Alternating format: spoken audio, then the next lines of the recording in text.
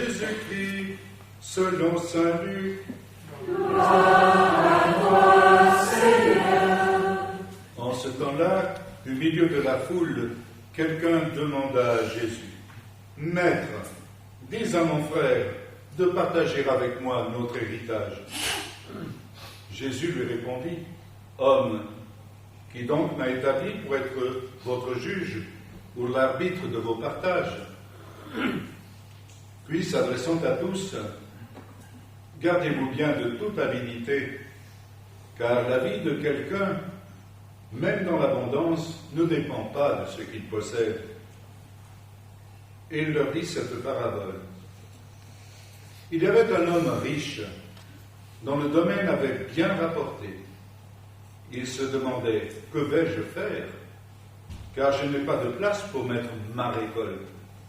Puis il se dit, voici ce que je vais faire. Je vais démolir mes greniers, j'en construirai de plus grands. J'y mettrai tout mon blé et tous mes biens.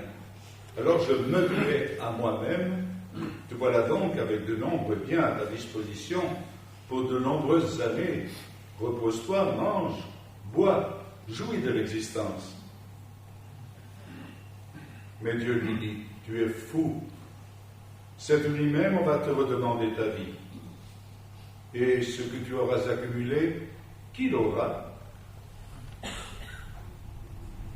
Voilà ce qui arrive à celui qui amasse pour lui-même, au lieu d'être riche en vue de Dieu. Acclamons la parole de Dieu. Louange à toi, Seigneur Jésus.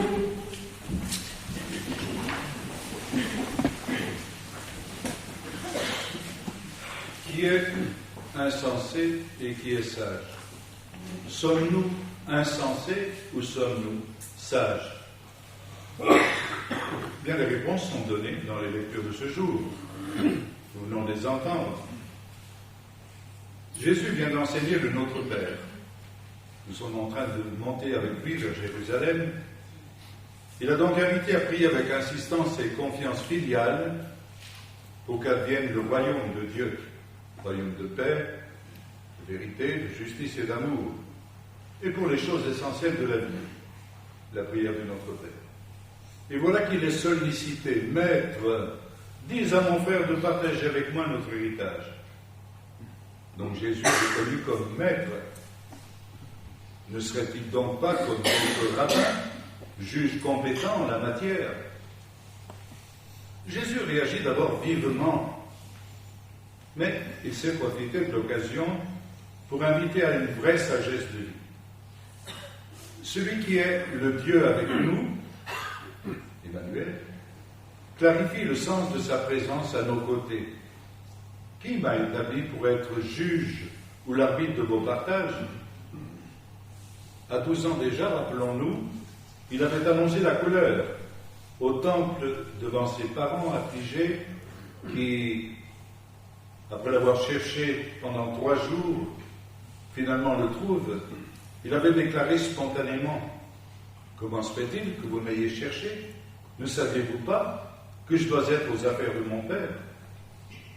Ce sont ses premiers mots, justement dans l'évangile de Saint Luc, ceux d'un jeune adulte, selon la tradition biblique. À partir de ce moment-là, toute sa vie apparaît comme en union avec la volonté du Père. Avènement du royaume, retrouvailles de l'être humain avec Dieu.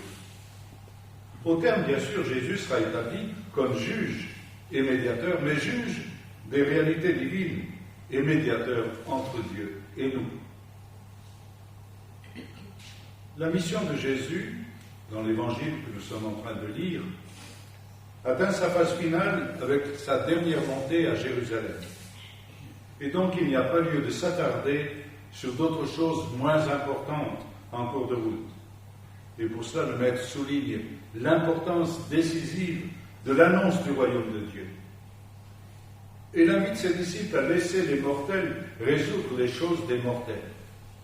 Les mortels, c'est ceux qui vivent seulement en deçà de la mort, afin de privilégier cette annonce. Alors, qu'est-ce qui compte vraiment dans la vie? Et en vue de la vie avec majuscule. Jésus vient de nous dire, gardez-vous bien de toute avidité. Et ainsi il se fait l'écho de nombreux enseignements des Écritures, en particulier justement la tradition des sages. Il y a toute une partie de la Bible qui sont les livres de sagesse. Il y a le livre de la sagesse et d'autres livres. Par exemple, dans le livre des Proverbes, nous écoutons des phrases assez pittoresques. Mieux vaut peu avec la crainte du Seigneur qu'un grand trésor et ses embarras. Mieux vaut un plat de légumes servi avec amour que du veau gras et de la haine. Mieux vaut du pain sec et la paix qu'une salle de banquet pleine de discorde. Le sage Qoéleth que nous avons entendu aujourd'hui, plus incisif, accentue la vanité de toutes les réalités sous le soleil. Que reste-t-il à l'homme de toute la peine et de tous les calculs pour lesquels il se fatigue sous le soleil? La canicule, bien sûr, on se fatigue aussi, on fait des calculs. Dans le même ordre d'idée, saint Paul demande aux fidèles de faire tarir en eux cette soif de posséder qui est une idolâtrie. Soif de posséder qui est une idolâtrie. Dans le psaume 48, on peut lire aussi « Nul ne peut racheter son frère, ni payer à Dieu sa rançon. Aussi cher qu'il puisse payer, toute vie doit finir. Peut-on vivre indéfiniment sans jamais voir la fosse? Ne crains pas l'homme qui s'enrichit, qui accroît le luxe de sa maison. Aux enfers, il n'emporte rien. Sa gloire ne le suit pas. » Et aussi, une autre observation d'un autre sage, Ben Sira, « Tel s'enrichit à force d'être économe et regardant, mais voici ce qu'il y gagne. Quand il dit « Enfin le repos, maintenant je vais jouir de mes biens », il ignore combien de temps cela va durer. Il devra laisser ses biens à d'autres et mourra.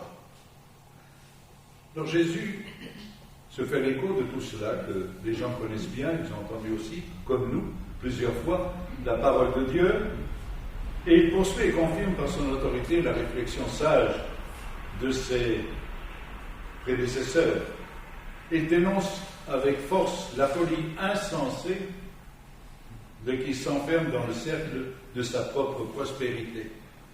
Vous avez peut-être remarqué qu'en lisant, j'ai souligné le je, le me, le moi. Dans la parabole que Jésus décrit, eh bien, le brave homme qui a cultivé, c'est je, j'ai fait, mes choses, tout ça.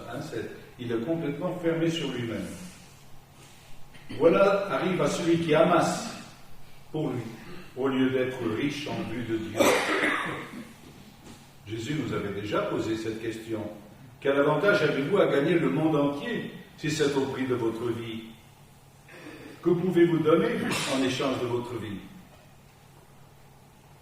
Nous écoutons encore saint Paul qui nous dit, frères et sœurs, si nous sommes morts et ressuscités avec le Christ, c'est ça la bonne nouvelle. Par le baptême, et ensuite constamment, nous mourons à nous-mêmes et nous vivons une vie nouvelle. Recherchons donc les réalités d'en haut. C'est là que le Christ, assis à la droite de Dieu, pensez aux réalités d'en haut.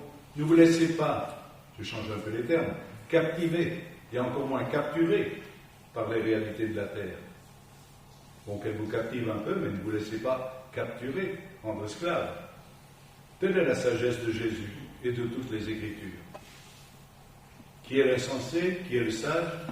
Sommes-nous insensés? Sommes-nous sages? Nous avons eu les réponses dans cette lecture. Celui qui a appris de Jésus à partager avec les autres au long du voyage de cette vie, voilà celui qui est sage et non insensé.